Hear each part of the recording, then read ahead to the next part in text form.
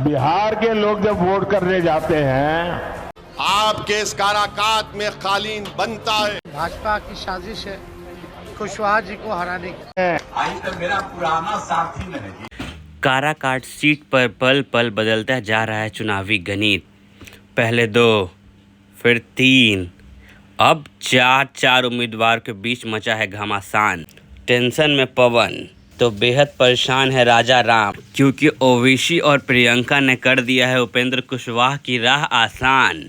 लेकिन कैसे, तो आइए करते हैं गुना भाग और समझने की कोशिश करते हैं काराकाट लोकसभा सीट का ताजा हाल। धीरे धीरे चुनावी समीकरण भी बदलता जा रहा है, जिसके वजह से बिहार के काराकाट लोकसभा सीट का बदलता जा रहा है समीकरण। शुरुआत में माना जा रहा था कि इस सीट पे मुख्य मुकाबला उपेंद्र कुशवाहा और राजा राम के बीच है, लेकिन आगे चल के भोजपुरी फिल्म स्टार पवन सिंह की एंट्री हुई, जिसके वजह से यह मुकाबला 2 लोगों के बीच न होकर के त्रिकोणीय हो गई। माना यह भी जा रहा था कि पवन सिंह के चुनाव लड़ने के बाद उपेंद्र कुशवाहा को नुकसान होने की संभावना दिख रही थी। बीते कुछ वक्त पहले प्रधानमंत्री मोदी और अमित शाह भी इनके लिए वोट मांग चुके हैं। वहीं AIMIM की उम्मीदवार प्रियंका चौधरी के लिए काराकाट के सियासी दंगल में ओवैसी का भी एंट्री हो चुकी है, जिसके वजह से काराकाट में ओवैसी के एंट्री के बाद ऐसा माना जा रहा है कि वहाँ का समीकरण बदलने वाला के हक में पहली तारीख को 1 जून को पतंग छाप पर बटन दबाकर उनको अपना नया MP बनाइए। बिहार के लोग जब वोट करने जाते हैं तो पहले पक्का देखते हैं, भाई वोट तो डालूंगा लेकिन मेरा वोट बेकार नहीं जाना चाहिए। आई तो मेरा पुराना साथी नहीं। ये आज का नहीं ना है।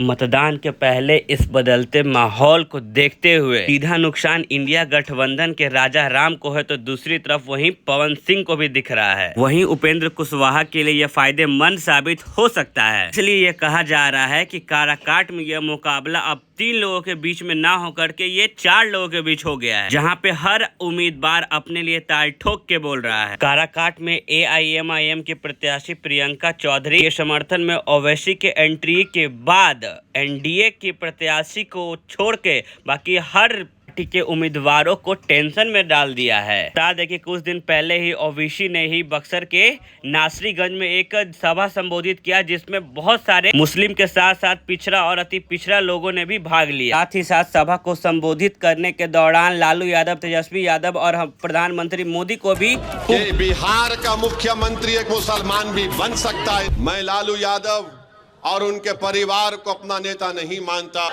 खाना खिलाने वाला खुदा है, सारी मखलूक को पैदा करने वाला खुदा है। तो आप ज्यादा अहंकार में डूबकर जो मोदी जी बातें कर रहे हैं।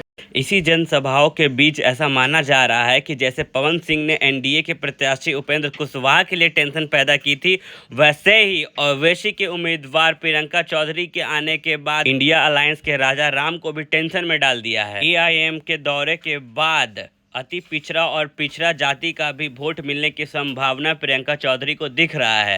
काराकाट में कुल मतदाता लगभग 18,72,000 हैं। अगर हम जातीय समीकरण की बात करें, 3 लाख यादव मतदाता, दूसरे नंबर पर कोयरी और कुर्मी 2.5 लाख, तीसरे नंबर की बात करें तो 2 लाख क्षत्रिय वोट, अगर चौथे नंबर की बात करें तो 75,000 ब्राह्मण मतदाता, छठे नंबर की बात करें तो 50,000 भूमियार वोटर्स, और 7वें नंबर की बात करें तो 2.5 लाख मुस्लिम वोटर्स, और 8वें नंबर की बात करें तो 1.5 लाख मल्लाह जाति के वोटर्स। ऐसे में कहा जा सकता है कि अगर मल्लाह और मुस्लिम वोट्स अगर सिर्फ ओवैसी की तरफ गिरे, मतलब प्रियंका चौधरी की तरफ गिरे, तो मामला बिगड़ सकता है काराकाट का। इस चुनाव में प्रियंका चौधरी को इसलिए भी दरकिनार नहीं किया जा सकता क्योंकि वो वर्तमान में जिला पार्षद भी हैं और एक पढ़ी लिखी सुलझी हुई उम्मीदवार है। इनका ताल्लुक मल्लाह समाज से है और निषाद जाति पे भी इनकी बहुत कड़ी पकड़ है। ध्यान रहे कि काराकाट में निषाद मतदाता लगभग 1.5 लाख हैं। ओवैसी के एंट्री के बाद अब देखना यह है कि मुस्लिम वोटर्स का उनको कितना % सपोर्ट मिलता है। काराकाट के चुनाव में ये एक बहुत बड़ा फैक्टर बन के उभर सकता है कि मुस्लिम वोटर्स प्लस निषाद वोटर्स और मल्लाह समाज अगर वोट देता है तो कितना % वोट से वो जीतने की उम्मीद कर सकती है। निषाद समाज और मुस्लिम वोटर्स को अगर मिला दिया जाए तो वो लगभग 4 लाख पहुंचता है। अगर 4 लाख किसी प्रतिनिधि को वोट गिरता है लगभग उनका रास्ता साफ हो जाएगा। देखना यह है कि 4 जून को यहाँ के मतदाताओं ने किसे चुनकर लाया है।